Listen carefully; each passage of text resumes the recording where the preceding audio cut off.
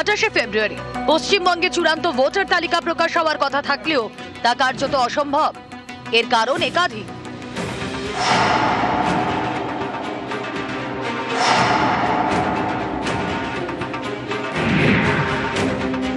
শুক্রবার পর্যন্ত নানা জেলায় নথি সংক্রান্ত অভিযোগের নিষ্পত্তি করা যায়নি।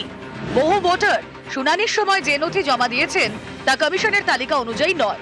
এই অসঙ্গতি চিহ্নিত করে নথি ফেরত পাঠানো হচ্ছে জেলা নির্বাচনী আধিকারিকদের কাছে।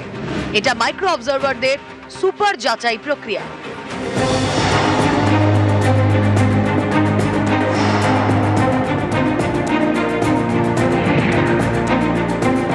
নথি যাচাই করার পরেও প্রায় 5 লক্ষ ভোটারকে নিয়ে চূড়ান্ত সিদ্ধান্ত নিতে পারেননি জেলা শাসকরা। প্রায় 25 লক্ষের বেশি ভোটারের নথি যাচাই করে চূড়ান্ত সিদ্ধান্ত জানাননি ইআরও এবং এইআরওরা।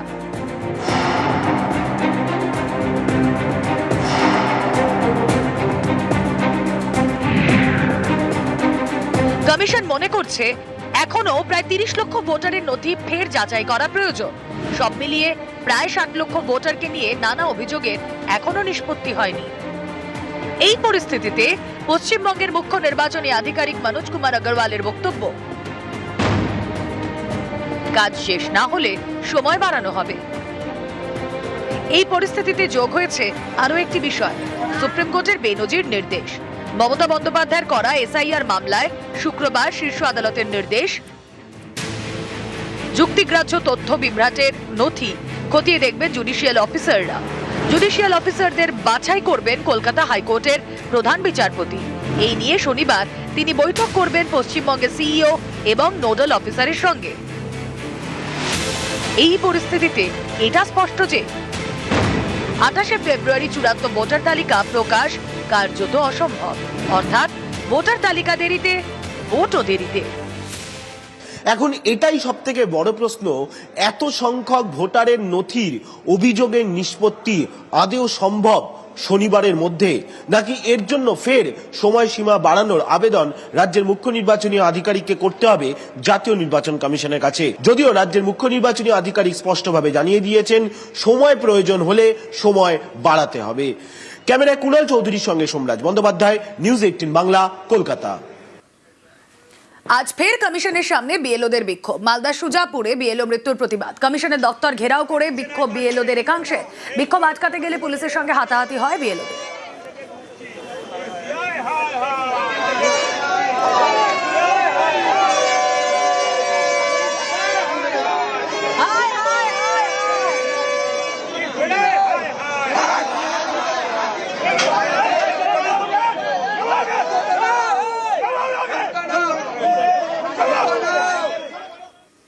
জ্ঞানেশের বিরুদ্ধে থানায় শওকত। মুখ্য নির্বাচন কমিশনারের বিরুদ্ধে থানায় অভিযোগ। জ্ঞানেশ কুমারের বিরুদ্ধে জীবনতলা থানায় অভিযোগ। ক্যানিং 2 ব্লকে এসআইআর এ অনেকের নাম বাদের অভিযোগ। এসআইআর এ নাম বাদ যাওয়া বাসিন্দাদের নিয়ে থানায় শওকত মোল্লা।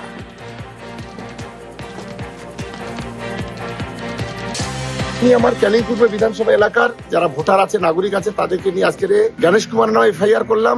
এই ধরনের বিজেপি দালালতি করে কোন ইলেকশন কমিশন এই সর্বপ্রথম আমরা এই ভারতবর্ষের মাটিতে দেখলাম, এই বাংলার মাটিতে দেখলাম।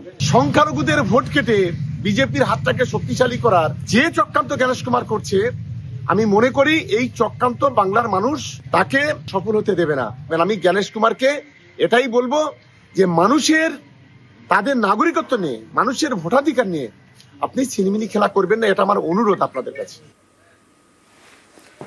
এসআইআর এর চরম উদ্বেগে পানিহাটির ভোটার। কেন? কারণ 2002 এর ভোটার লিস্টে নাম থাকলেও জোটেনি এসআইআর ফর্ম। অভিযোগ, বারবার আবেদনের পরও সহযোগিতা করেননি বিএলও। তাই এসআইআর এর নাম বাদের আশঙ্কায় বিশেষভাবে সক্ষম মহিলা। 2002 সালে নাম থাকাকালেও আমার ফর্ম আসেনি, লিস্টে নাম আছে। এসআইআর এর ফর্ম তো পাইনি আমি। বিএলও বলছে আজ না কাল, কাল না পরশু।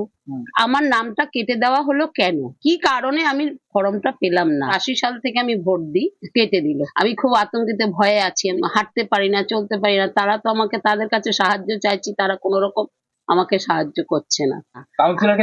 কাউন্সিলরকে জানিয়েছি 30 নম্বর ওয়ার্ড। আমি জায়গা পরিবর্তন করেছি, সেখানেও আমি গেছি, কিন্তু তারা কেউ আমাকে কোনো রকম গুরুত্ব দিচ্ছে না।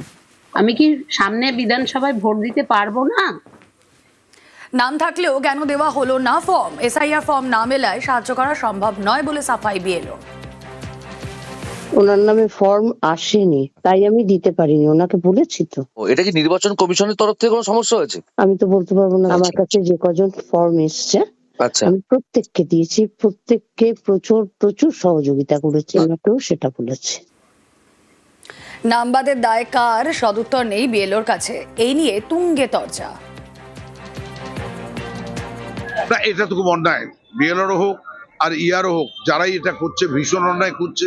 তাদেরকে অবিলম্বে ফর্ম দেওয়া উচিত। আর যদি না দেয়, আমি বলে দিয়েছি এবং আমরাও লোক পাঠাচ্ছি যাতে অবিলম্বে ওকে এসআইআর থেকে ফর্ম দিয়ে তার যা যা কাজ আছে সেগুলোকে অবিলম্বে করে দেওয়ার জন্য। এসআইআর নিয়ে বিজেপি এবং ভারত সরকার যেটা করছে সেটা মানুষের অধিকার, গণতান্ত্রিক অধিকার, স্বাধীন অধিকার, এটা কেড়ে নিচ্ছে। আজকে তার বিরুদ্ধে আমাদের আন্দোলন রয়েছে। একজন জনপ্রতিনিধি হিসেবে এটা তো ওনার দায়িত্ব, ওনার যারা কাউন্সিলর আছে এলাকায় এলাকায় তাদের দায়িত্ব এটা দেখে নেওয়া যে বিএলওরা সঠিকভাবে সবার কাছে পৌঁছতে পারছে কি। যদি না কারোর কাছে পৌঁছতে পারে, সেই যেন সঠিক নথি পায়, তার যেন নাম ওঠে, এটা দেখার তো এলাকার কাউন্সিলর, এলাকার বিধায়কের দায়িত্ব। আমরা আমাদের মতন যথাযথ চেষ্টা করে অনেককে সহযোগিতা করেছি, এই সহযোগিতাগুলো ওরাও রাস্তায় নেবে করুক। ভোট এসছে, এখন শুধু বিজেপিকে দোষারোপ করতে হবে সবকিছুতে, সে কারণে সবকিছুতেই যদি বিজেপির দোষ দেখে তাহলে তো হবে না। নির্বাচিত জনপ্রতিনিধি হিসেবে নিজের দায়িত্বটা আগে পালন করুন। মাত্র 5 মাসের ব্যবধান, 5 মাসের ব্যবধানে 2 ছেলের জন্ম। এসআইআর এর সুপার চেকিং এ চোখ কপালে উঠেছে কমিশনের। দেখতেই পাচ্ছেন ডেট 1989 6ই আগস্ট, 1990 21শে জানুয়ারি, 5 মাসের পার্থক্য। এসআইআর এ দেওয়া তথ্যে ভাঙড়ের এক বাসিন্দার 8 সন্তান রয়েছে। ফর্মে দেওয়া তথ্য অনুযায়ী ওই ব্যক্তির 2 ছেলের জন্ম তারিখের ব্যবধানের মধ্যে মাত্র 5 মাসের ফারাক। 1989 এর অগস্টে এক ছেলের জন্ম, ঠিক 5 মাস পর 1990 এর জানুয়ারিতে ওই ব্যক্তির আরও এক ছেলের জন্ম। এসআইআর প্রক্রিয়ায় রোল অবজারভারের হাতে চাঞ্চল্যকর তথ্য। ভাঙড়ের বাসিন্দার 8 সন্তানের বয়সের ফারাকে বিস্তর গরমিল। কিভাবে 5 মাসের ব্যবধানে 2 ছেলের জন্ম হতে পারে? ইআরও এইআরওর কাছে রিপোর্ট তলব কমিশনের।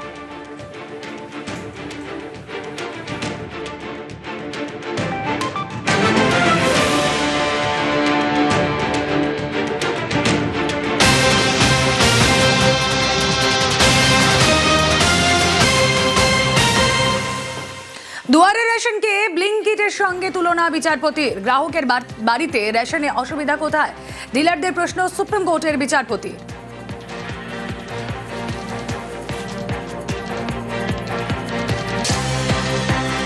শুনানিতে রাজ্যের প্রকল্পের পক্ষেই বিচারপতি। প্রকল্পকে বেআইনি বলে আগে রায় দেয় হাইকোর্ট।